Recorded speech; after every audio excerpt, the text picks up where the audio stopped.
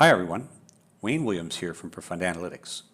8 months ago, at the Gartner Data and Analytics Summit in March 2018, we demonstrated the first version of our revolutionary voice control analytics system.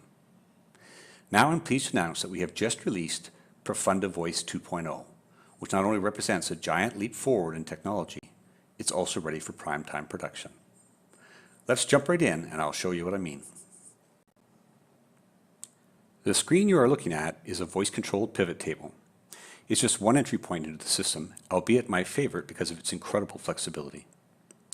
This demo system is built over medical clinical data, and it's currently showing a basic patient count for the clinic for the past year. Watch now as I manipulate the pivot table's columns.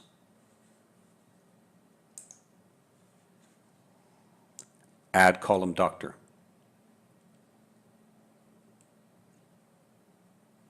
Change column procedure group. Change column gender. Change column location group.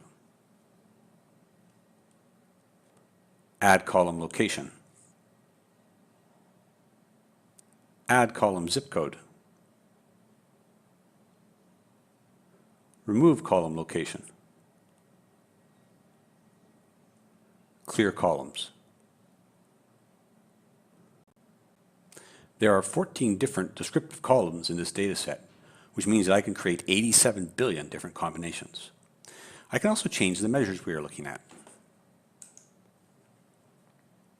Change measure dollars paid. Change measure dollars paid versus billed. Change measure visits per patient. There are 13 different measures in this data set, and you can apply them to any combination of columns. I can also apply any combination of filters.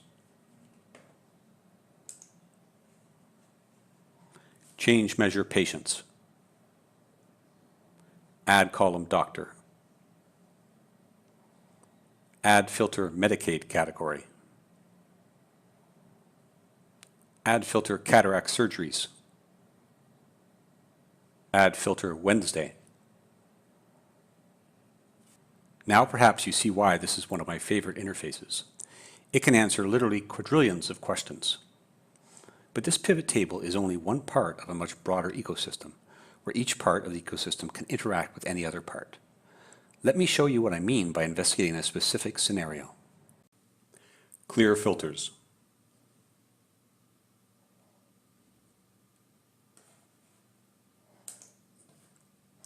So, we are once again looking at a list of doctors and the number of patients they have treated in the past year.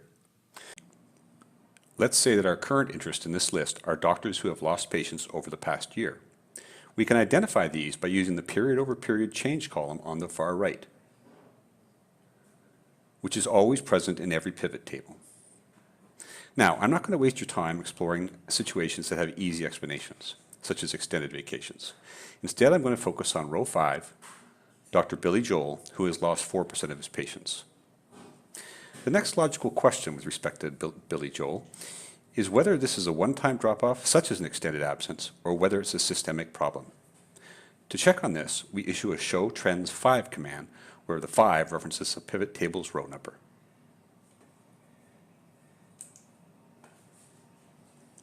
Show trends 5.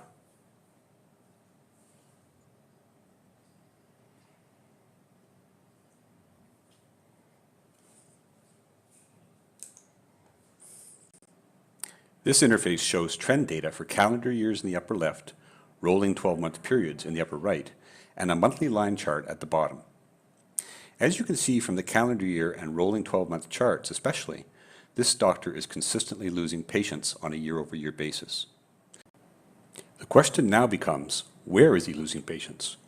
To answer that question, we issue a show changes command. Show changes.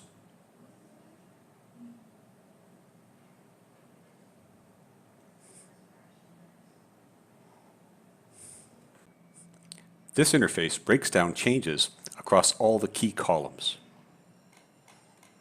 Of all the column values showing significant losses, the one of greatest interest is this 85 plus category here. As you hold the mouse over the bar, the resulting tooltip shows that the doctor has suffered a loss of nearly 25% in a group with a fairly large patient count. To focus on the changes affecting just this group, this age group, we simply add a filter. Add filter 85 plus. Losses appear to be pretty widely spread, but let's say that this optical department value catches your eye because patient loss is significant. If you want to perform a general analysis on this value, you can drill down on it back into the pivot table and parse it however you wish, like this.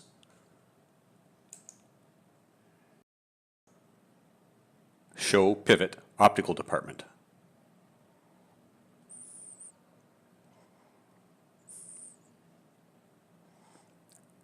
Add column procedure group. Add filter female.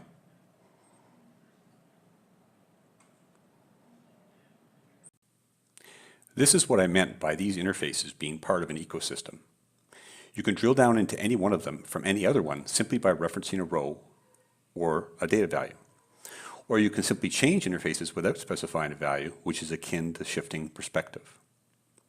Most importantly, you can do this in any sequence you wish, allowing you complete flexibility to perform your analysis. It's amazing what you can do with just these three interfaces: pivot analysis, trend analysis, and change analysis. But these represent just a small portion of the overall ecosystem. We also have multiple comparison tools, a specialized map tool, and advanced statistical interfaces to examine things like variance, correlation, clustering, and more. Most exciting of all, we've added AI to version 2, which allows you to answer complex questions like which patients are at risk of not coming back to the clinic, i.e. of becoming lost patients. We're going to show you some of these features in part 2 and part 3 of this video series.